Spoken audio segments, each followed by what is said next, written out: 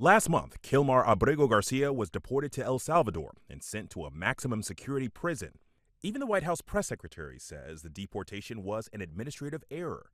In a 9-0 decision, the Supreme Court ruled that the Trump administration must facilitate Abrego Garcia's return, finding that his removal to El Salvador was illegal.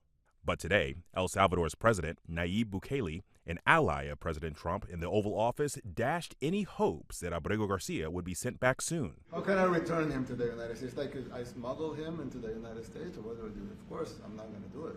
Bukele struck a deal with the Trump administration to accept more than 200 Venezuelans deported from the U.S. for $5 million. I'm not very fond of releasing terrorists into our country. I mean, we just turned the murder capital of the world into the safest country of the Western Hemisphere. We have millions of people that should not be in this country that are dangerous.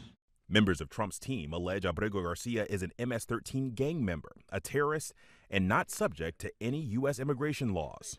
That if this individual, at El Salvador's sole discretion, was sent back to our country, that we could deport him a second time. Secretary of State Marco Rubio today even suggesting that the administration should not have to obey court orders. Foreign policy of the United States is conducted by the President of the United States, not by a court.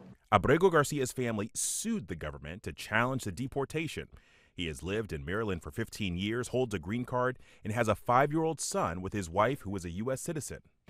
If you can hear me, I miss you so much.